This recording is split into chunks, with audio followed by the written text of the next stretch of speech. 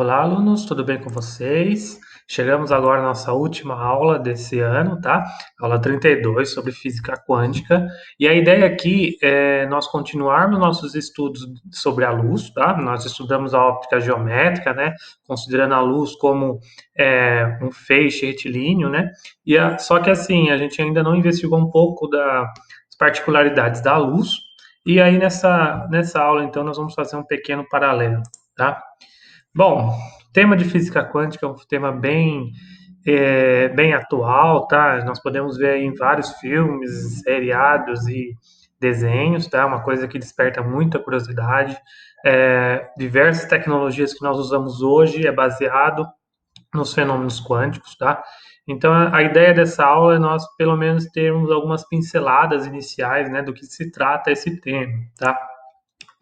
Bom, eu vou começar o assunto sobre, novamente, o discurso de Lord Kelvin, né, na Royal Society em 1901, na virada do século 20 para o 21, tá?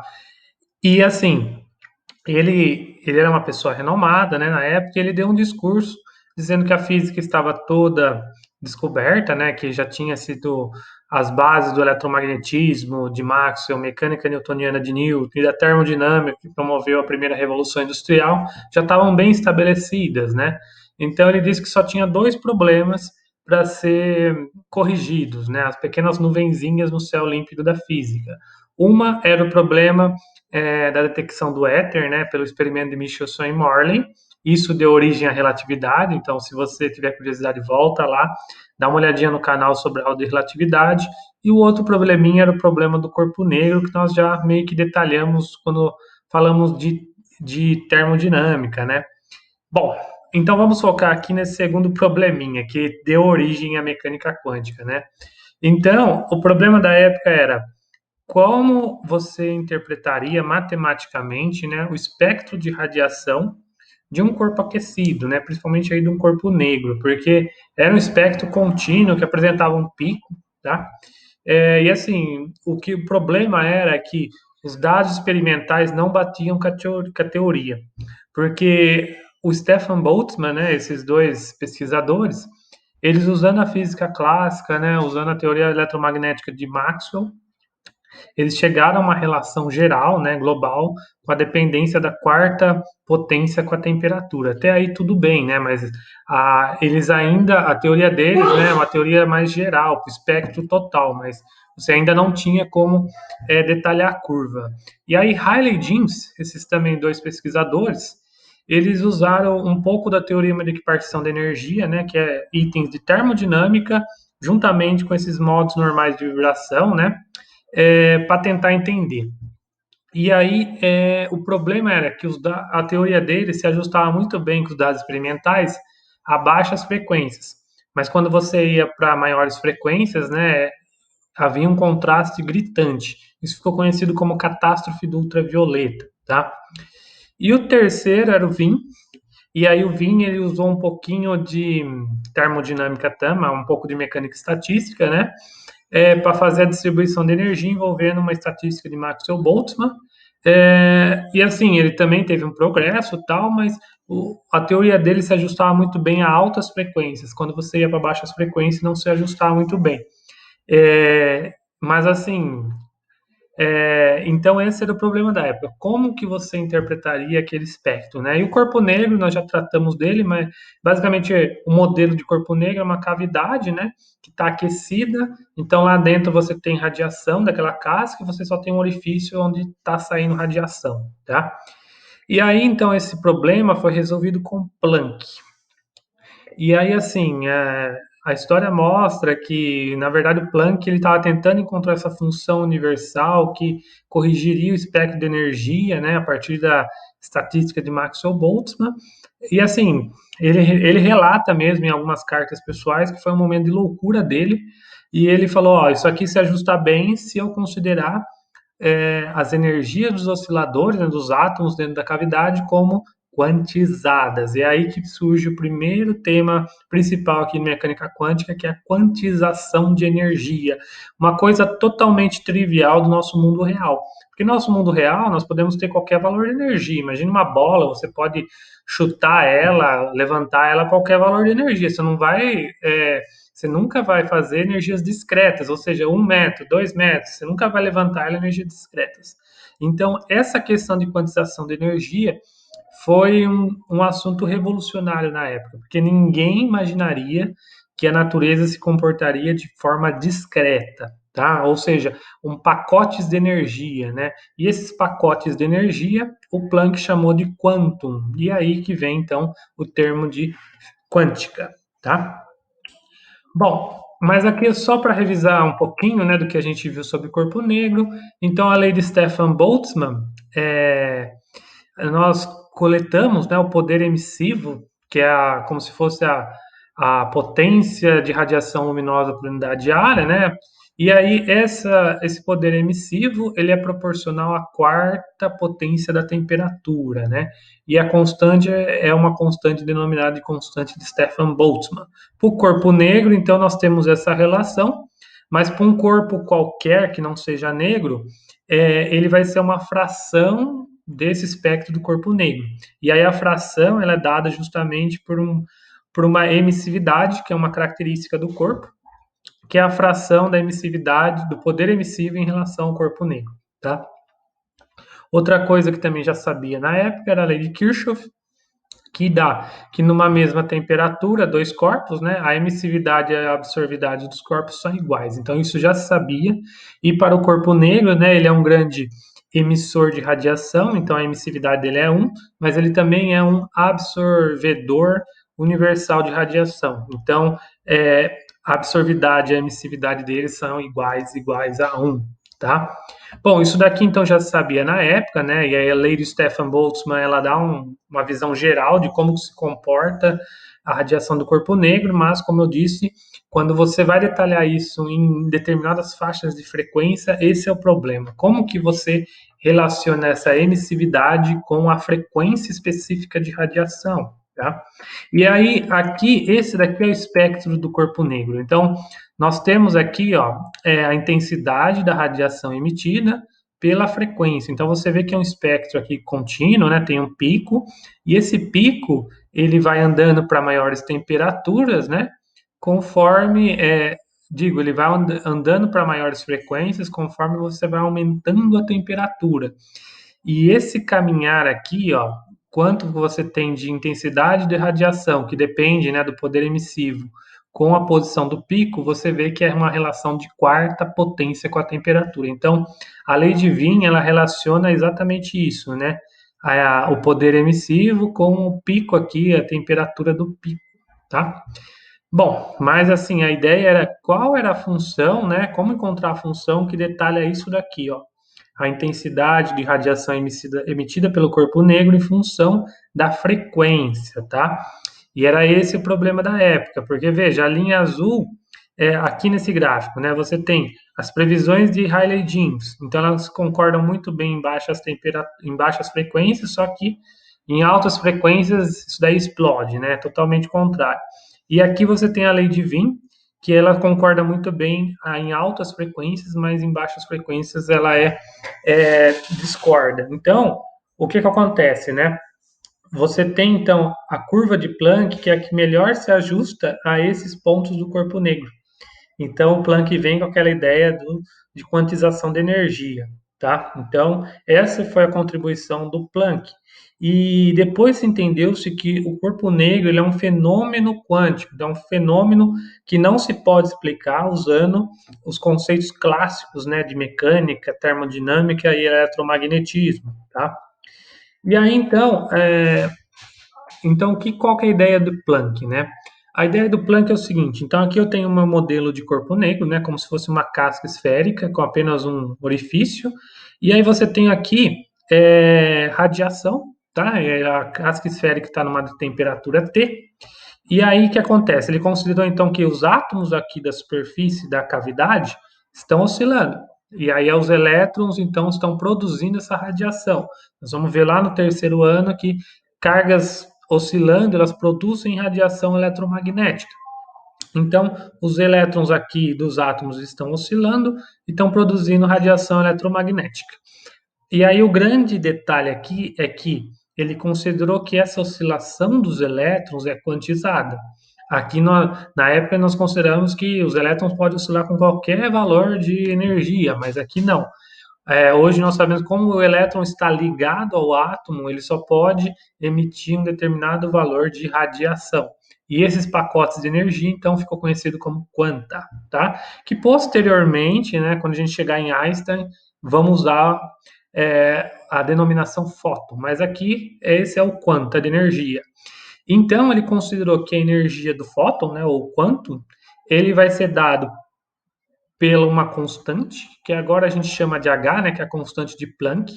É uma constante bem pequena, da ordem 10 a menos 34 joules por segundo. E esse valor pequeno é isso que faz os fenômenos quânticos somente serem visíveis, né, quando você está numa escala de tamanho muito pequena, porque 10 a menos 34 é um valor muito pequeno. Então, quando você está com uma coisa muito pequena, essas coisas ficam palpáveis. Então, no nosso mundo cotidiano, dificilmente a gente observaria alguns fenômenos que a gente vai ver na escala quântica, tá? Ou a gente pode dar isso em eletronvolts e tudo mais. Mas, então, essa é a constante de Planck. Então, ele postulou que a energia dos elétrons, né, da radiação emitida pelos elétrons, vai ser a constante de Planck vezes a frequência de oscilação dos elétrons, tá? E essa oscilação, então, seria quantizada. Esse seria um pacotinho de energia que o elétron emite quando ele vai estar vibrando lá na cavidade do corpo negro, tá? E aí, quando ele faz a sua teoria, você vê que a curva que ele propõe, né, a função que ele propõe do corpo negro, se ajusta muito bem, tanto em altas frequências quanto em baixas frequências com a curva experimental do corpo negro, tá?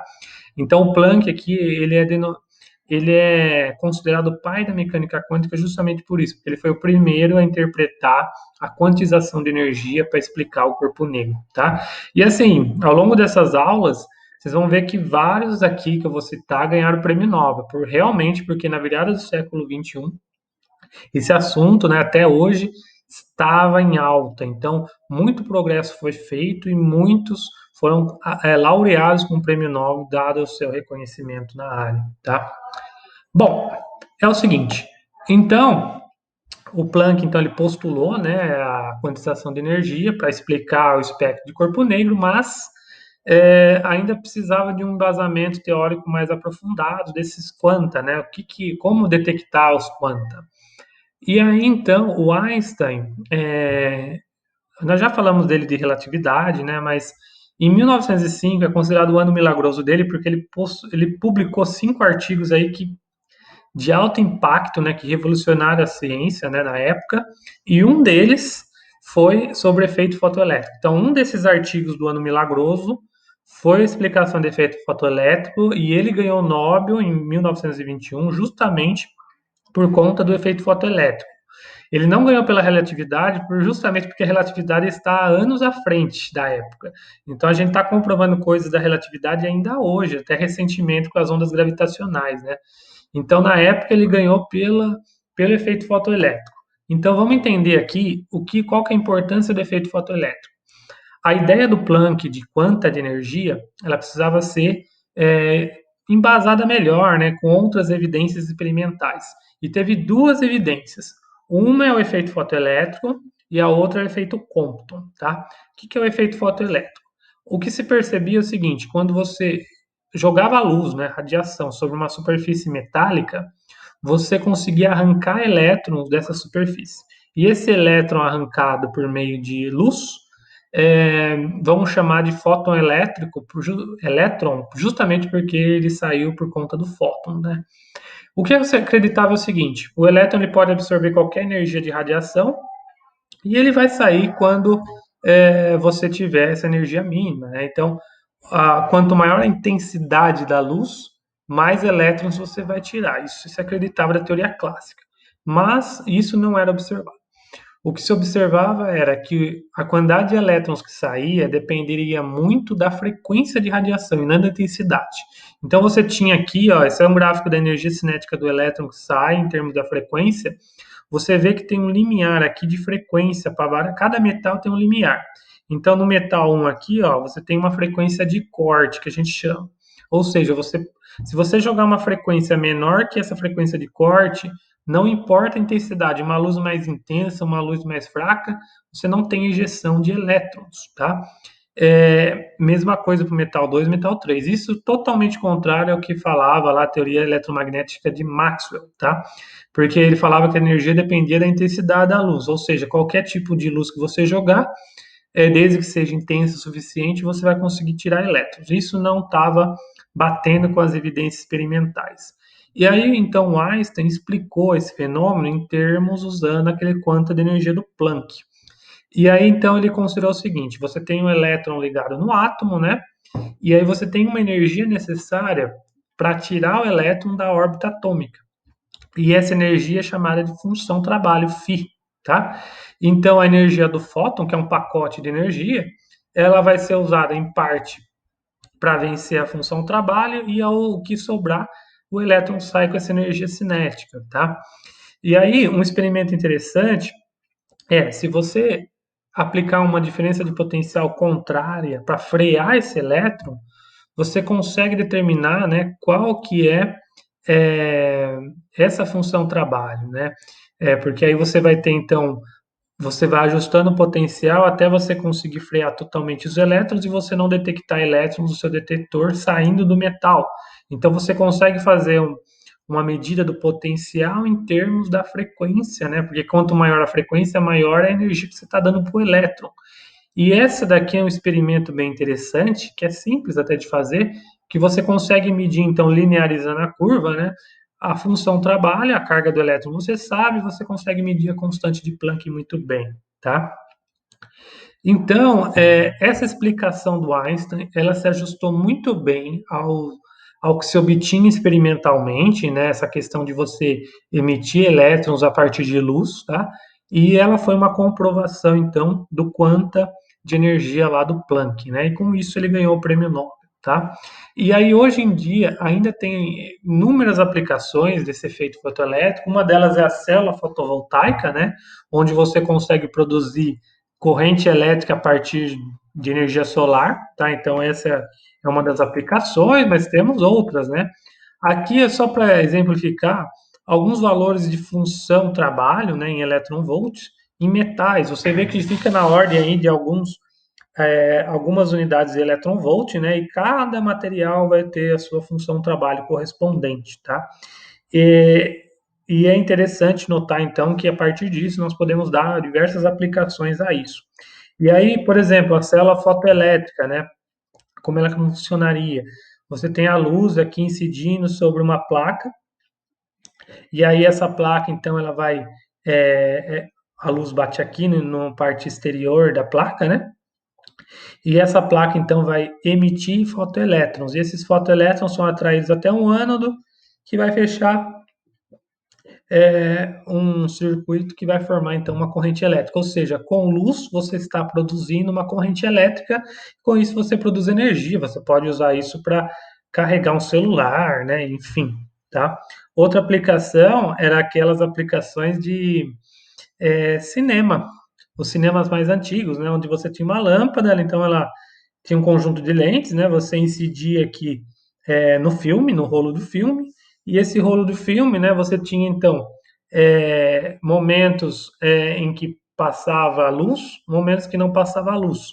E com isso você incidia na célula fotoelétrica e aí gerava um pulso de corrente, e com isso você transformava em som, por exemplo, tá? Então, além da projeção do filme, que nós já vimos, né, na aula de instrumentos ópticos, o som do filme, então, você usava esse esqueminha de trilha sonora. Então, a luz incidia nessa fita mais do lado e com a amplificação da célula fotoelétrica, você transformava isso em efeitos sonoros, tá? Então, é assim que você combina, então, a célula fotoelétrica com a trilha sonora do filme em um cinema, tá? Mas veja, o ponto alto aqui é entender o seguinte: nós estudamos a óptica geométrica, explicamos lá reflexão e refração, e aí analisamos toda aquela questão de como se interpreta isso em instrumentos ópticos no olho humano, e vimos que isso cai muito bem.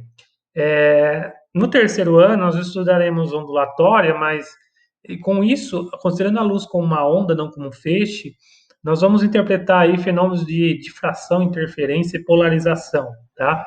Mas agora nós estamos vendo que a física quântica ela interpreta a luz como um conjunto de partículas, são os fótons. E com isso você consegue explicar então uma outra gama de fenômenos que são o efeito fotoelétrico, o efeito Compton e o corpo negro, tá? Então, ou seja, a luz, ela não é um feixe de retilíneo, né? Também não é uma onda, mas também não é somente partículas, tá? Então é isso que faz essa entidade física ser tão interessante.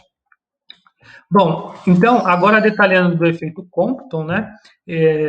Esse americano também ganhou o prêmio Nobel por isso, por conta que ele comprova, então, aquela teoria dos quanta de Planck. E a ideia aqui é o seguinte: aqui o que vai acontecer é o espalhamento de um fóton por um elétron, tá? Então, o que acontece? Você tem lá um elétron, né, uma quantidade de matéria ali, o elétron ligado ao átomo, você vai incidir radiação raio-x. Tem que ser raio-x, porque se for uma radiação da luz visível, né, você faz um outro efeito que é o espalhamento Thomson. Isso daí você não explica como a luz com uma partícula, mas tem que ser raio-x, que são fótons de alta energia.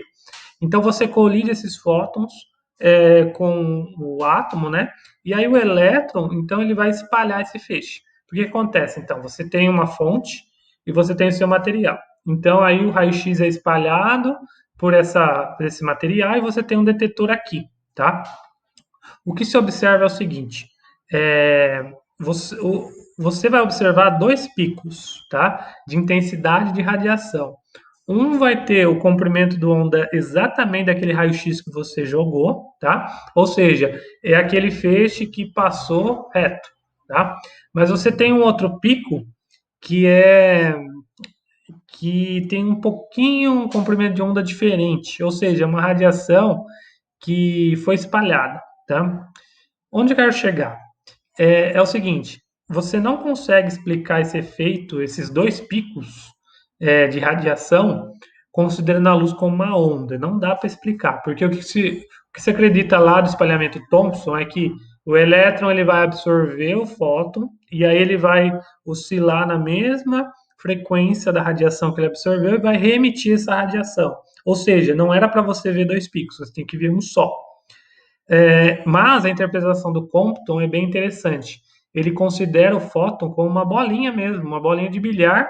E aí aquela aula que a gente viu lá de colisões é como se fosse uma colisão de uma partícula fóton com elétron. E aí você tem então nessa colisão o fóton perde um pouco de energia, né? Ele muda seu comprimento de onda e ele é espalhado. Então, o efeito Compton é uma interpretação física do fóton, né, o quanta de energia, como se fosse uma partícula. E aí, com isso, bate muito bem, porque aí você tem o deslocamento do comprimento de onda, né, entre esses dois aqui. Ele é proporcional a algumas constantes, né, a constante de Planck, a massa do elétron, a velocidade da luz e do ângulo, ou seja, você alterando o ângulo do seu detetor vai ter valores de máximo e valores de mínimo, e é o que você observa mesmo, tá? Então, é bem interessante que o efeito fotoelétrico e o efeito Compton, então, eles reforçam essa ideia da existência do fóton, tá? Como uma partícula. Então, a luz seria composta por um conjunto de partículas, tá? Bom, então, essa é a parte da luz, tá? A parte interessante de todos os desenvolvimentos modernos da luz. Fora isso, também vale a pena citar aqui a estrutura da matéria, tá? E aí aqui a gente já viu, você já deve ter visto um pouquinho de química em outros momentos, mas a curiosidade do homem pela estrutura da matéria vem desde lá da Grécia Antiga, né, com Demócrito e Leucipo, com essa ideia, né, do átomo, ou seja, alguma coisa indivisível, né? Se você começar a cortar um pedaço de madeira, vai chegar uma hora que você não consegue mais dividir. Então esse seria o átomo, né? Mas aí essas ideias ficaram ainda guardadas, né? Porque passou toda aquela Idade Média e tudo mais, e aí só foi revisitada no século XIX por Dalton, tá? Onde ele considerou então um modelo de esferas rígidas, bolinhas de bilhar e aí você conseguia explicar muito bem, né, a estequiometria de alguns compostos e tudo mais, né, usando bolinhas de diferentes tamanhos, tá? Mas aí foi em 1904, já no século XX, que o Thomson, é, ele fez um modelo, né? Ele usou um tubo de Crookes, e ele mostrou que a existência de uma partícula negativa, ou seja, então o átomo ele seria uma partícula, um caroço positivo com pequenas partículas negativas incrustadas nele. Então você tem o seu modelo de pudim de passas, tá? Eu não vou citar tantos detalhes aqui, porque você já deve ter visto em química, mas depois veio Rutherford e começou a ideia dos modelos nucleares. E aí, com o Rutherford, você tem o famoso experimento dele de emissão de espalhamento numa fina folha de ouro, tá? E aí ele mostra no experimento dele que o núcleo, o átomo, na verdade, é um grande vazio, né? Você tem um núcleo rígido ali de prótons, né? O nêutron só foi descoberto anos mais tarde, e os elétrons orbitando em volta dele. Então ele fez um modelo como se fosse um sistema solar. E aí, em 1913, você tem o Bohr, que veio com a sua ideia semiclássica, né? Semiclássica porque ele pegou a ideia do Rutherford e ajustou para algumas ideias de quantização, mesmo que ele não explicou ainda de onde vem, mas ele aplicou algumas ideias de quantização para você interpretar. Então, o modelo dele é o mais usado, é o mais conhecido, né? Aquele modelo de órbitas regulares, tá? Mas aí veio o modelo de Schrödinger em 1924, né, onde agora sim você já tem um modelo quântico que você já não fala de posição fixa, mas de probabilidades. Então, depois, esse é o modelo aí mais aceito, né, na parte de teoria quântica da matéria, tá? Bom, mas essa aula eu não vou entrar em tantos detalhes assim. Aqui está um diagrama geral, né, da esfera rígida de Dalton, depois o modelo de pudim de passes, modelo planetário, o modelo de Bohr e aqui o modelo de Schrödinger, onde você tem nuvens de probabilidades, tá? Mas o que eu quero focar aqui é no átomo de Bohr. Por quê? Porque ele é o mais conhecido, ele é o mais importante para a eletrônica, né? Que a gente vai estudar um pouquinho ano que vem. Então, vale a pena aqui, porque a partir, mesmo ele sendo um modelo semiclássico, nós conseguimos tirar informações importantíssimas sobre a estrutura da matéria, né? Então, o modelo de Bohr, atualmente aceito, né? Nós temos o núcleo com prótons e nêutrons, tá?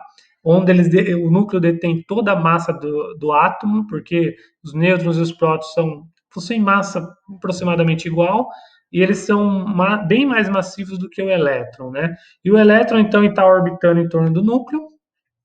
Você tem neutralidade em órbitas muito bem definidas, né? Então, não é qualquer órbita. Veja, eu tenho uma órbita aqui, e aqui você tem a segunda órbita. Então, o elétron ele não pode estar nessa metade de caminho, tá? Outra característica, você tem neutralidade, então o número de elétrons com carga negativa é igual ao número de prótons com carga positiva, tá? E assim, o elétron ele pode passar de uma órbita para outra e nós temos então a transição eletrônica. Essa transição ela ocorre com emissão ou absorção de energia. Porque que acontece? Quanto maior a órbita, tá? O elétron vai estar menos ligado. Então, para ele subir de uma órbita para outra, ele precisa ganhar energia, superar uma barreira de energia, então ele absorve um fóton. Para ele voltar de uma camada mais externa para uma camada mais interna, ele precisa perder energia, então ele emite. Então, todos os fenômenos aí de célula fotoelétrica que a gente viu envolve absorção e emissão de energia, tá? Para o elétron realizar uma transição eletrônica. Aí você tem fenômenos de fluorescência e tudo mais, tá? Mas então, qual que é a ideia aqui? Nós vamos usar alguns conceitos clássicos com alguns conceitos mais modernos para tentar entender a estrutura. Nós vamos estudar primeiramente o átomo de hidrogênio, porque ele é um átomo mais simples de ser estudado, e a partir disso nós conseguimos tirar algumas ideias dos outros átomos multieletrônicos, tá? O átomo de hidrogênio, então, vai ter um próton no núcleo e um elétron orbitando em sua volta, tá? Vamos considerar uma órbita circular, então ele está sendo atraído, né, por meio da força elétrica. Aqui não é importante, a gente vai estudar no terceiro ano, mas essa interação elétrica, mas por hora é uma força elétrica, né, de atração entre os dois, e ele tem uma velocidade v tangencial. Lembre-se aqui da aula de movimento circular, tá? Isso aqui é um movimento circular. Bom, então qual que é a ideia? Lá em movimento circular, a gente viu que sempre que nós tivermos uma força radial, né, dirigida para o centro, a partícula vai realizar um movimento circular. Então, nesse caso, nós temos a força resultante, vai ser uma força centrípeta. E essa força centrípeta, no caso, é a força eletrostática de atração entre as duas partículas, tá? Então, se você não lembrar o que é força centrípeta, dá uma olhadinha na aula de movimento circular, tá? Então, temos uma órbita definida, é um estado estacionário. Então, o elétron vai sempre estar nessa órbita, tá? E aí, então, qual que é o seguinte? Quando ele realizar uma transição, né, de uma órbita para outra, nós consideramos que cada órbita vai ter uma energia muito bem definida, né? Nós vamos definir essa energia depois, mas essa diferença de energia, então, vai ser proporcional diretamente, né, à constante de Planck e à frequência que ele vai estar recebendo. E outro detalhe, nós vimos lá na aula de rotação também, se você não lembrar, dá uma olhadinha, que os objetos que giram, ele tem um momento angular. Temos um momento linear, né, que é quando uma partícula está transladando, e temos uma quantidade de movimento angular, que é quando o objeto está rotacionando. E aí é o seguinte, um dos postulados de Bohr é que esse momento angular do elétron ele é quantizado. Então, vamos colocar aqui um n, que ele vai ser sempre um número inteiro, né? 1, 2, 3, tá? Esse n vai indicar a órbita que ele está. Então, a primeira órbita, o n é igual a 1, nós chamamos de órbita estado fundamental. Nós temos depois a órbita 2, 3 e assim sucessivamente. Então, a quantidade de momento é proporcional à órbita que ele está. E aí nós temos aqui o H cortado. Esse H cortado, a gente vai falar bastante dele, é a constante de Planck dividido por 2π, tá? Então, quando aparecer um H cortado, é a constante de Planck sobre 2π. Então, por isso que aqui é considerado um modelo semiclássico, porque essa quantização você não tem na física clássica, tá? Lá na aula de rotação, eu mostrei que o momento angular é mv, a massa da partícula vezes a velocidade vezes o raio, tá? Então, aqui nós vamos comparar, então, o momento angular clássico com o quântico. Então, nessa equação aqui de baixo, eu consigo mostrar, então, que mvr é igual ao NH cortado, então nós conseguimos encontrar uma expressão da velocidade orbital. Então a velocidade do elétron vai ser o N, né, que é o número quântico principal, vezes H cortado dividido por mR, ou seja, a velocidade do elétron, assim como o momento angular, é quantizado. E aí aqui, então guarda essa expressão de velocidade que nós vamos usar ela novamente daqui para frente, tá? Então lembre-se dessa expressão de velocidade. Então qual que é a ideia aqui? Agora nós vamos fazer a igualdade entre a força eletrostática e a força centrípeta. A força eletrostática a gente vai estudar no terceiro ano, mas saiba que ele é uma constante K. A carga aqui é um Q2, no caso são duas cargas fundamentais E, então é E ao quadrado, tá? Nós também vamos detalhar um pouquinho melhor esse E no terceiro ano, mas é uma constante. Saiba que o K, o E são constantes, tá? A massa do elétron é tudo constante. Esse R ao quadrado depende do R ao quadrado, essa força eletrostática, então, ela é inversamente proporcional ao quadrado da distância, tá? Por hora aceite, nós vamos estudar isso melhor no terceiro ano. Mas eu vou igualar então com a força centrípeta. Essa força a gente já estudou, que é massa, velocidade ao quadrado dividido pelo raio da trajetória, tá? Então, isso a gente já estudou lá em movimento circular no primeiro ano. Então, eu estou igualando os dois. Aqui eu coloquei RB só para indicar que é o valor da órbita do estado fundamental. Então, é a primeira órbita, tá? Então, essa expressão, então, eu vou escrever em termos da órbita, vai ficar dessa forma, né? Veja aqui que eu coloquei todas as constantes para fora, eu só deixei a velocidade que varia. E agora eu vou substituir essa velocidade naquela velocidade que eu encontrei anteriormente, e eu vou encontrar uma outra expressão aqui, né, em termos de outras constantes. Algumas vão se cancelar, tudo. No final das contas, eu vou ter que o raio, agora eu vou chamar o raio de Bohr, porque é o raio da primeira órbita, né? Do estado fundamental do átomo de hidrogênio, ele vai depender somente de constantes. Então, vai depender do H cortado ao quadrado, da massa do elétron. Essa constante K também é um valor constante. O E, a carga elétrica fundamental, também é uma constante, tá? E aqui eu tenho até alguns valores, ó, que eu coloquei aqui, tá? Lembra que o H cortado é H sobre 2π, né? Então, o π a gente sabe, o H é aquele 6,64, 10 a menos 34. E assim, se a gente colocar todos esses valores constantes, nós vamos encontrar então que a órbita do raio de Bohr ele é da ordem 10 a menos 10 metros, ou seja, é da ordem de Angstrom. E é daqui que a gente tira, então, as dimensões do átomo. O átomo, então, ele vai ter um tamanho da ordem de angstroms, tá? Então, pode ser isso com o átomo de hidrogênio, né? Por isso que é chamado de raio de Bohr. Mas se a gente considerar outros átomos multieletrônicos, o raio da órbita, de qualquer órbita do elétron esteja, né? Vai ser o n ao quadrado vezes o raio de Bohr, que é aquela expressão última que está ali, tá? Ou seja, então, de certa forma, nós conseguimos prever a órbita que o elétron está e qual é a distância dele para o núcleo, tá? Usando princípios aí um pouquinho clássicos e um pouquinho quânticos. Lembra que a parte quântica aqui vem da quantização do momento angular, tá? E esse n a gente vai chamar então de número quântico principal, tá? E essa expressão ela bate muito bem, inclusive, com os resultados experimentais, tá? Bom, uma outra coisa que nós podemos fazer agora é analisar em termos de energia. Então, a energia mecânica do elétron, que está orbitando lá no átomo de hidrogênio, vai ser a energia cinética que ele possui, mais a energia potencial elétrica. A energia potencial nós também vamos estudar no terceiro ano, mas é aquela mesma constante K, depende das duas cargas, Q1 e Q2, é por isso que aí é o quadrado, dividido pelo raio da órbita que ele está, a distância.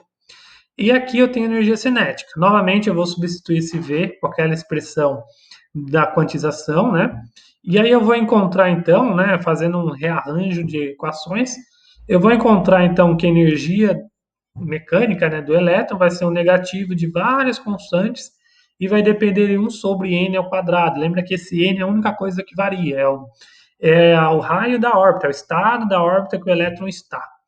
Se nós fizermos toda essa conta aqui de constantes, veja que entra o raio de Bohr aqui, que também é constante, né? Nós vamos encontrar, então, que a energia do elétron em cada orbital, ele vai ser o negativo de 13,6 dividido por n ao quadrado. Isso em elétron-volt. Então, no estado fundamental, eu tenho n igual a 1. Então, a energia do elétron é menos 13,6. No n igual a 2, vai ser menos 3,4 e assim sucessivamente, tá? Então, até chegar no zero, ó, essa energia aqui, ela nos dá uma dimensão de quanta energia eu preciso dar para o elétron para ionizar o átomo, tá? Então, no caso aqui, é 13,6 elétron-volts. Eu preciso dar um fóton com essa energia para o elétron totalmente se dissociar do átomo, tá? Então, veja que a gente chega aqui na ordem de energia puramente por fenômenos semiclássicos, tá? Então, isso daqui também dá uma informação do espectro de emissão e absorção, né? Porque em átomos multieletrônicos, aquela mesma ideia, né? Aqui ele está mais próximo do núcleo, então se ele ganhar um fóton para fazer uma transição do n igual a 1 para n igual a 2, ele vai absorver um fóton. Se ele for descer do n igual a 4 para n igual a 2, ele vai emitir um fóton de energia. Então, sabendo as energias de cada camada, nós conseguimos saber qual é a energia do fóton que ele vai emitir. E alguns materiais emitem fótons na frequência da luz visível, que são os materiais fluorescentes e fosforescentes e tudo mais, tá? Então veja aí que aqui a gente consegue, além de explicar eletrônica com o modelo de Bohr, nós também conseguimos explicar um pouquinho de materiais ópticos luminescentes que emitem radiação quando excitados, né, por fenômenos elétricos ou uma radiação externa, tá? E aqui também nós podemos prever energia de ligação. Mas assim, o átomo de Bohr ele não para por aqui, né? Porque cada n aqui eu vou chamar de camada, né? Esse é o número quântico principal, é uma camada. Isso é usado bastante em espectroscopia, porque o que acontece? Quando você aquece o material, você está excitando os átomos e ele está realizando várias transições eletrônicas, né? E emitindo radiação. É por isso que o metal ele muda de cor, né? Um material ele muda de cor quando está sendo aquecido, porque aí ele está emitindo radiação numa determinada temperatura e um comprimento de onda do fóton. Mas o que acontece? A espectroscopia, então, é uma medida que ele vai te dar linhas, né? de cada frequência da radiação emitida. E essas linhas você vai medir, né, a frequência da radiação dessas linhas, e aí você consegue dizer então quais transições que aconteceu. E a espectroscopia óptica, ela é como se fosse a impressão digital de um elemento. Então, você conhecendo as linhas, né, que estão numa posição muito fixa, você consegue identificar qual elemento que é. E isso basicamente é usado para você saber a composição química de estrelas, por exemplo, né, e tudo mais, tá? Então é uma técnica importantíssima. Só que acontece o seguinte, alguns espectroscopistas, né, com equipamentos de alta resolução, começaram a perceber que isso daqui, na verdade, não é uma camada só, mas ela é subdividida em subníveis. E a explicação desses subníveis veio depois quando você, com Sommerfeld, que juntou o modelo de Bohr com um pouquinho de relatividade. E aí ele mostrou a estrutura fina. A estrutura fina, então, é a subdivisão dessas camadas. E nós vamos ter um segundo número quântico para detalhar isso. Mas é o seguinte, ainda medidas mais precisas, começou a perceber que os subníveis possuíam níveis ainda menores. E aí isso veio depois, né, com a mecânica quântica moderna, com Schrödinger e o Dirac, que juntaram então algumas ideias, né, com a teoria da mecânica quântica de Schrödinger, juntando relatividade, e aí você tem a estrutura hiperfina, tá? E veja aqui que também o Dirac ganhou o Nobel por conta disso, tá? Mas aqui é só mostrando, ó, como é que funciona a espectroscopia, né? Então, você tem um tubo aqui de gás, e aí você vai aquecer esse tubo de gás, ele vai emitir radiação, e aí você vai coletar, então, quais são as linhas de radiação que ele emite.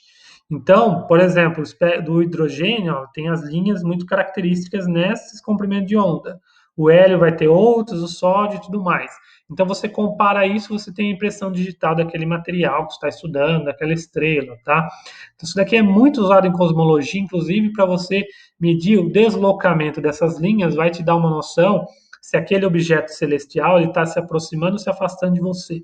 Então, isso daqui é usado para medir a aceleração de galáxias, sistemas estelares e tudo mais. Tá bom? Aqui está só uma ilustração ó, das transições eletrônicas que o elétron faz de cada órbita e a radiação que ele vai emitir em espectroscopia. Tá? Bom, mas aqui a gente já começa a entrar, então, na mecânica quântica chamada mais moderna, né? Porque que acontece? O número quântico principal, então, ele vai definir a órbita do elétron, tá? Então, ele vai sempre ser um número inteiro, 1, 2 e 3 e sucessivamente. Mas aquela estrutura de subníveis, você explica usando o número quântico secundário, o L, tá? Que ele vai ser uma relação do momento angular, né, do elétron orbitando em torno, né? Qual que é a distribuição angular do elétron em torno do núcleo? E ele também vai ser quantizado. Então ele vai desde 0 até n-1, tá? Só que é o seguinte, você ainda tem mais dois números quânticos, que é o número quântico magnético orbital. Isso daqui a gente vai ver também no terceiro ano, que uma carga em movimento gera um campo magnético. Se o elétron está orbitando em torno do núcleo, então é normal que ele vai produzir um campo magnético orbital. Então, temos também um número quântico para isso. E aí nós temos um outro número quântico, é o número quântico magnético de spin, que é o próprio elétron, né? A gente fala que ele está girando como se fosse a rotação do elétron em torno de si mesmo, mas isso é só uma alegoria. Mas na verdade é um número quântico magnético, o elétron possui. Então o elétron por si só, ele já tem um campo magnético intrínseco, né? Que gera um campo magnético. E aí nós temos um número quântico relacionado a isso. No caso, ele vai ser mais ou menos meio, né? Porque tem a ver aí um pouco de física de partículas que a gente vai ver numa outra aula. Bom, mas aí assim, então, com quatro números quânticos, nós conseguimos detalhar exatamente qual que é a localização, na verdade, não exatamente, mas prever, né, todas as propriedades do elétron, a distribuição eletrônica do elétron em torno do núcleo. E com isso nós conseguimos prever algumas propriedades físico-químicas bem interessantes e construir toda aquela tabela periódica, tá? Mas isso fica para outra aula também. Mas a ideia é que é o seguinte, a distribuição da tabela periódica, ela vai obedecer aos números quânticos, mas também obedece ao princípio de exclusão de Pauli, que também ganhou o Nobel, né, o Wolfgang Pauli, mas ele simplesmente dizia que num átomo nunca pode, ou numa molécula, né, nunca pode acontecer de ter dois elétrons com os mesmos números quânticos. Os quatro números quânticos nunca pode ser igual. Um pode mudar, os outros três ficam igual, mas os quatro nunca pode ser igual. E obedecendo a isso, então, você constrói toda a tabela periódica e aí você tem uma regrinha mnemônica bem interessante, que é o diagrama de Linus-Pauling. Você já deve ter visto isso em química, que é um diagrama mnemônico, como você faz a distribuição de elétrons por camada no átomo, obedecendo exatamente ao princípio de exclusão de Pauling, né? Que nunca você vai ter quatro números quânticos iguais no átomo, tá? Mas assim, é, o spin mesmo do elétron só foi descoberto, né, a posteriori, porque nós vamos ver aqui o trabalho de Schrödinger, ele conseguia descrever o elétron, né, usando três números quânticos. Mas aí o quarto número quântico do spin ele só foi incluído depois do experimento Stern-Gerlach.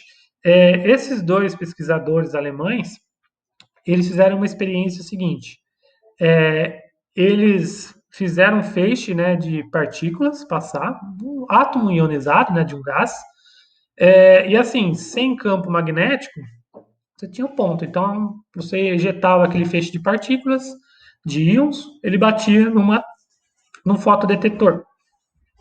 Aí depois ele colocava um campo magnético. E aí é o seguinte, de acordo com a teoria clássica, você teria aqui uma distribuição radial, né, desses íons, tá? Mas o que ele observou foi que os feixes se dividiam em dois. E ele se dividiu em dois justamente por conta que aqueles partículas que ele estava jogando, né, possuíam momentos de dipolo magnético intrínseco. Então ele explicou isso daqui em termos do spin do elétron. Você tinha duas configurações de spin, uma mais meio e uma menos meio, tá? E aqui então foi a primeira detecção experimental, né, do spin do elétron. E com isso então você tem o quarto número quântico. Então foi um experimento muito importante para o avanço, né, dessa área de estrutura da matéria. Bom, mas aqui nós começamos a chegar na mecânica quântica moderna, né? Porque que é o seguinte, vamos fazer uma pequena revisão aqui, né? A luz a gente considerava como feixe retilíneo, então a gente explicava reflexão e refração. Depois a gente vai estudar no que vem, né? Mas a luz como uma onda, e aí a gente explica interferência, difração e polarização. E aí, como partícula, nós explicamos o efeito fotoelétrico e o efeito Compton. Então, aqui, na época, já se sabia da dualidade onda-partícula da luz. Então, a luz tem uma característica de partícula, uma característica de onda. E aí, alguns começaram a se perguntar, e a matéria? A matéria, a matéria é matéria, então a gente tem aqui os efeitos de colisão, de localização da partícula. A ideia é o seguinte: a matéria poderia exibir algum fenômeno de onda. Então isso daí foi feito um experimento, né, por Thomson e Davidson. Na verdade, eles não trabalharam juntos, trabalharam separadamente, né? Um é inglês, o outro é americano. Só que eles chegaram à mesma conclusão de forma independente, né? Então, qual que é a ideia? Eles tentaram fazer um experimento de interferência usando elétrons, tá? Na verdade, é assim. Então, qual que é o fenômeno de interferência? A gente vai estudar no terceiro ano. Você joga uma luz, né, uma onda, entre duas fendas, né, dois orifícios, e aí você vai ter um detetor depois. Então, você vai detectar, então, um padrão de franjas, clara, escura, clara, escura. Isso daí se explica com onda. Então, ele jogou elétrons em uma fenda, né? E aí ele percebeu, então, que o que ele detectava no anteparo era um padrão de franja clara e escuro, só que nesse caso, né, quantas partículas chegaram em determinadas regiões. Então, o Thomson depois fez de forma semelhante, mas o ponto alto é o seguinte: esse experimento confirma que a matéria também pode exibir comportamento ondulatório, ou seja, a natureza é dual, ora onda, ora partícula, tá? Então, a mesma coisa para a luz nós temos para a matéria. E aí vem uma curiosidade: esse Thomson aqui, ele é justamente o filho de J.J. Thomson. O Thomson, pai, ele fez um modelo do pudim de passas, ele descobriu o elétron como uma partícula, tá? E olha que ironia, o Thomson filho, ele provou que o elétron é uma onda, tá? Então, um, o elétron aí está incrustado nessa família, tá? Então, isso daqui para a época também foi revolucionário. Inclusive, até hoje estão conseguindo fazer medidas de difração, detecção, né, de difração e interferência de átomos e moléculas grandes. Então, você imagina esse mesmo experimento, né, de passar o elétron por fendas, você fazer com moléculas grandes. Então, já tem sido feito e conseguido ser detectado, ou seja, comprovando que a matéria também se comporta como onda. E assim, entenda esse comportamento dual como se fosse uma moeda que de cara e coroa. Porque você tem os dois comportamentos, mas você nunca vai ver os dois comportamentos. Você nunca vai ver as duas faces da moeda. É a mesma coisa. Você nunca vai ver a matéria, né, ou a luz se comportando as duas coisas ao mesmo tempo. Então, ou você faz o experimento para detectar o comportamento ondulatório, ou você faz o experimento para detectar o comportamento de partícula. Você nunca vai ver os dois. Mesma coisa da moeda. Você nunca vai ver as duas fases ao mesmo tempo. Você vai ver hora uma, hora outra, tá? E aí, com essa ideia, então, o de Broglie, ele vem com a ideia de ondas de matéria, que aí a matéria, então, realmente, de fato, exibiria esse comportamento dual. E aí, então, ele vem, então, com a relação de ondas de matéria. Seria uma função de onda que definiria o comportamento ondulatório daquela matéria. Só que é o seguinte, essa função de onda dele é uma função complexa, tem um número imaginário. Então, ela sozinha ela não tem significado físico, mas é quando você faz o complexo conjugado, ou seja, o quadrado dessa função de onda, você tem probabilidades. Então, aqui entra um ponto crucial, que é falar de probabilidades. Então, a física quântica é dada em termos de probabilidade, tá? E essa onda de matéria, ela vai ser dada pelas relações de Einstein e de Broglie, que ela vai relacionar, então, grandezas de partícula, né, que é o momento e energia, com grandezas ondulatórias, que é a frequência e comprimento de onda. Então, o comprimento de onda vai ser dado pela constante de Planck dividido pelo momento, e a frequência vai ser dada pela energia dividido pela constante de Planck. Então você vê que a constante de Planck é o que faz o elo entre a matéria, a partícula e a onda, tá? Então, é, ele foi crucial. E aí você vem depois com Schrödinger, né? Que aí desenvolveu sua equação que dá a dinâmica dessas ondas de matéria e a contribuição de Bohr interpretando então essa questão de probabilidade na física, né? Ou seja, aquela órbita do raio de Bohr não vai ser uma órbita bem definida, mas temos a probabilidade é, mais certeira de encontrar o elétron, mas ele pode estar distribuído numa faixa de valores, tá? Então nós não falamos aqui de exatidão, mas de probabilidades. E aí nessa época temos também o Heisenberg, que ele vem com o seu princípio de incerteza, ainda com essa ideia de ondas, né? Que ele fala o seguinte: você nunca vai conseguir realizar um experimento com uma precisão maior é, do que dado pelo seu princípio de certeza, porque justamente o ato de você observar uma partícula, você está precisando, envolvendo fótons. Então, só de você observar o elétron, onde ele vai passar naquelas fendas, você já desvia o caminho dele. Então, aqui, então, ele detalha qual que é o limite de detecção, né, das medidas, e ainda com essa ideia de probabilidade e determinação. Então, o princípio dele fala o seguinte, que o produto do erro, né, da posição da partícula com o momento, ela sempre vai ser maior ou igual ao h cortado sobre 2. O que significa isso aqui? Se você, imagine o elétron, né, passando num orifício, naquelas dupla fenda lá, aquele experimento de interferência, duas fendas.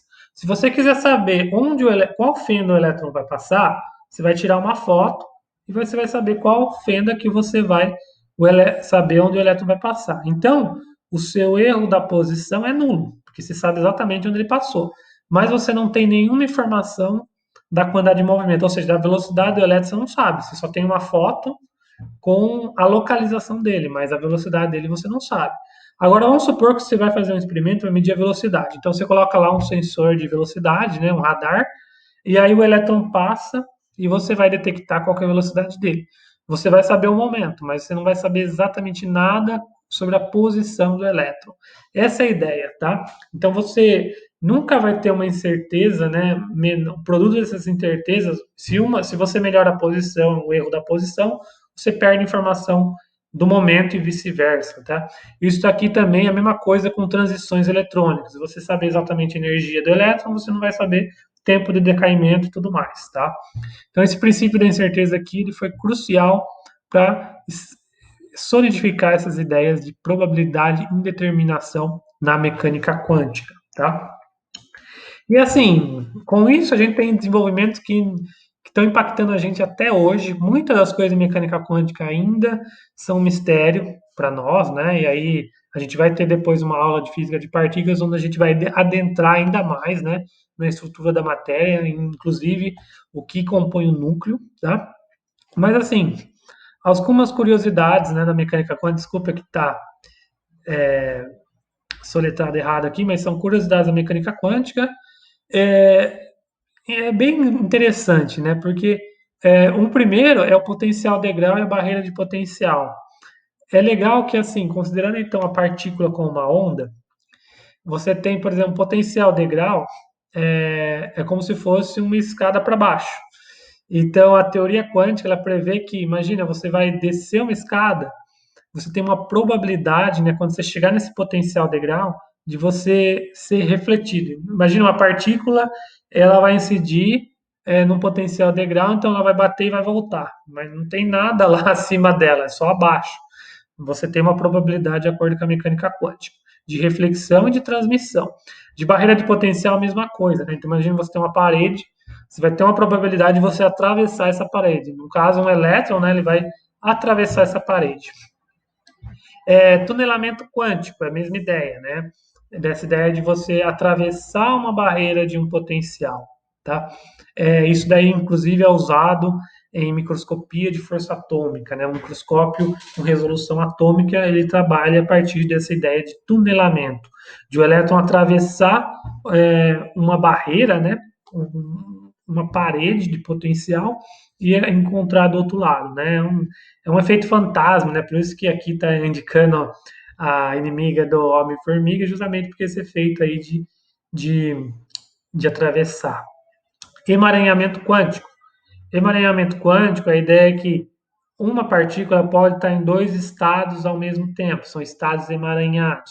Isso daqui tem muita gente pesquisando atualmente para você tentar construir computadores quânticos com uma taxa de processamento muito mais elevada que os computadores atuais, e também teletransporte quântico, porque é, são dois sistemas emaranhados, então se um estado está interagindo com uma informação, essa informação pode ser é, emaranhada, né, distribuída para o outro lado, né, para outro estado, e com isso você construiria um teletransporte quântico. Mas essa ideia do emaranhamento quântico ela é bem representada pelo famoso experimento experimental, né, de Schrödinger, que é o gato Schrödinger. Você tem um gato numa caixa, né, e aí tem um sensor aqui de radiação que é ativado de acordo com o comportamento do gato. Então a caixa está fechada, você não sabe se o gato está vivo ou está morto, se ele, se ele quebrou o frasco de veneno ou não, tá? A ideia é o seguinte, que quando a caixa está fechada, o gato ele está no estado emaranhado. Então ele está vivo, no estado vivo e no estado morto ao mesmo tempo. O gato está vivo e morto. Somente quando você abrir a caixa, você vai colapsar a função de onda em um estado só. Então, se ele estava em dois estados ao mesmo tempo, ele só vai ficar em um. Ou ele vai estar vivo, ou ele vai estar morto, tá? Então, essa interpretação é bem interessante, que dá uma visão aí desse emaranhamento quântico e dessas coisas bem interessantes da física quântica. E aí, naturalmente, né, dessa teoria de Schrödinger, você vem com a quantização de energia. O elétron, quando ele está ligado ao átomo, então ele tem a sua energia quantizada. E com isso a gente simula, né, um potencial harmônico, um potencial quadrado para tentar descrever isso. Inclusive, descrever numa estrutura regular de átomos, né, com uma estrutura cristalina e tudo mais. E a partir disso, então, que a gente consegue explicar de fato o corpo negro usando quantização de energia, né? Então, mecânica quântica é um assunto bem interessante, que inclusive até hoje é um ponto alto da física atual, que ainda tem muito progresso para ser descoberto, tá? E detalhe é o seguinte, se você lembrar da aula de relatividade, né, eu falei que as coisas de relatividade, os fenômenos, eles só são evidentes quando você está em escalas de massa muito grandes, né, que são as escalas cosmológicas e astronômicas, né, massas de planetas, de galáxias, ou com velocidades muito altas, que é próximo da velocidade da luz. Então aí você vai ver os fenômenos de relatividade. Fenômenos quânticos você vê quando você está numa dimensão, né, ou muito pequena. Então, quando você tem uma partícula de tamanho muito reduzido, né, ou consequentemente massa, você vê esses fenômenos quânticos ondulatórios da matéria, tá bom?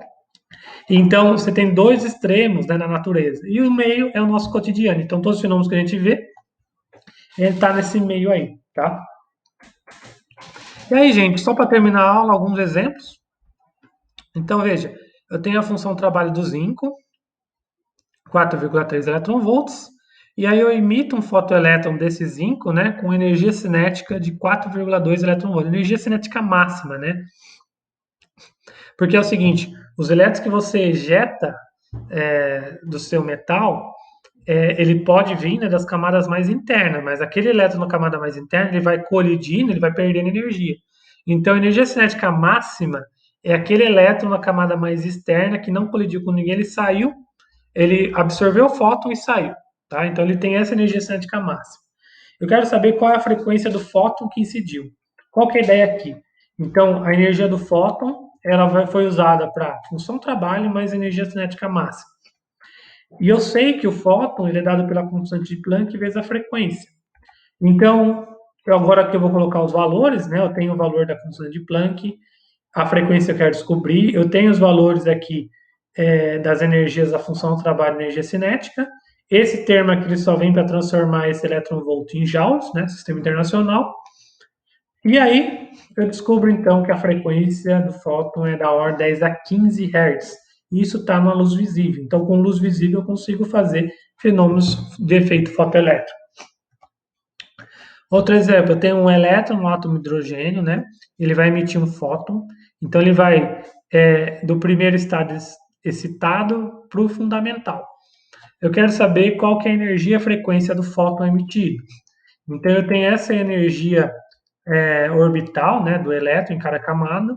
Então, o ΔE, que é a energia do fóton que ele vai emitir, é a energia do estado 2 menos estado 1, porque ele foi do estado 2 para o 1, tá? E quando eu coloco, então, os índices aqui correspondentes, eu descubro que é 6,8 eletronvolts. Esse é o fóton que ele emitiu. Para encontrar a frequência, então, vou usar a relação de Planck e descubro que a frequência é da ordem aí de 10 a 15 Hz, tá? Note aqui que, como esse valor está em eletronvolt, eu já usei a constante de Planck em eletronvolt por segundo, isso já me dá, vezes segundo, né? Isso já me dá, então, o valor em Hertz, tá? Agora, um exemplo envolvendo o princípio da incerteza. Eu tenho a massa do elétron, né? 10 a 31, muito pequena. Ele tem essa velocidade 10 a quinta. Eu tenho uma bola de ping-pong de 3 gramas, um valor mais palpável para a gente, né? E uma velocidade de 10 metros. Eu quero saber, então, o comprimento de onda de de Broglie associado à onda de matéria do elétron e da bola de ping-pong. Vamos dar uma olhada como varia, né? Eu tenho aqui uma massa muito pequena e uma massa mais do nosso cotidiano, né? Então, o comprimento de onda, ele vai ser dado, então, pela constante de Planck, massa vezes velocidade, porque aí vem da relação da quantidade de movimento, né? Então, para o elétron, eu vou colocar aí o valor da constante de Planck, a massa do elétron e a velocidade dele. Então, você vê que a ordem do comprimento dele é 2,4 nanômetros, tá? E se você for ver, não é tão pequena, porque é um valor assim que a gente consegue até medir experimentalmente, né? Nessa faixa de nano dá para medir. Mas se você olhar para a bola, ó, colocando os valores ali de massa em quilogramas, né? Por isso que tem o valor 10 a menos 3, e o valor da velocidade, você vê que o comprimento da onda da bola é 10 a menos 32. Isso não dá para medir. Ou seja, como a massa da bola é bem maior do que a do elétron, o seu comportamento ondulatório é bem mais sensível. Ou seja, você não vê uma bola se comportando como uma onda, né? Uma bola de ping-pong. Justamente porque o comprimento de onda dela é muito pequeno. Não dá nem para medir isso daqui, tá, gente? Com o elétron, na hora de nano, dá para medir, mas 10 a menos 32 não dá. Então, é por isso que a gente considera mais os comportamentos corpusculares da bola de ping-pong. Agora, vamos lá. Vamos agora usar o princípio da incerteza. Ó. A incerteza medida da velocidade de uma partícula é dessa ordem aqui, 10 a menos 2 metros por segundo. Eu quero saber a incerteza ΔX na posição quando for um elétron e quando for aquela mesma bolinha de ping-pong, tá? O princípio da incerteza, então, ele nos diz essa relação. Eu quero encontrar, então, ΔX, né? E eu sei o ΔV. Então, eu vou passar isso tudo para lá, né? Vai ficar o H. O 4π aqui, porque agora o H cortado já desmembrei, né? Em H sobre 2π. Ficou 4π, massa e o ΔV. Então, eu vou descobrir o ΔX. Para o elétron, então, vou colocar aqui a massa do elétron, a constante de Planck, e esse ΔV aqui. Você vê que para o elétron, como ele tem uma massa muito pequena, quando ele era dividida, né? Então, quando você combina isso com a constante de Planck, fica um número mais palpável. Então, a incerteza do elétron, ele é da ordem de 2 milímetros, tá? Ou seja, é uma incerteza que a gente consegue medir também. Ou seja, o elétron fica delocalizado, não dá para medir a posição exata do elétron com uma precisão menor que 2 milímetros. Tá? Essa é a interpretação da princípio da incerteza. Quando nós fazemos para a bola, você vê que fica 10 a menos 29, ou seja, a incerteza aqui é próxima de zero, então a gente vai saber localizar a bola. A bola está, de ping-pong, está nessa posição. Então você vê aqui que a incerteza é ínfima, mas para o elétron não. Para o elétron, então, a gente tem uma incerteza. Essa é a ideia, então, de usar o princípio da incerteza, tá bom? Pessoal, então é isso. Espero que tenham gostado dessa aula de física quântica, né? Realmente é uma matéria muito interessante, tá? Se quem quiser pode estar se enveredando na internet, que vocês acham muitas coisas interessantes. E nós ainda vamos ver mais coisas no terceiro ano. Muito obrigado por toda a atenção e até a próxima.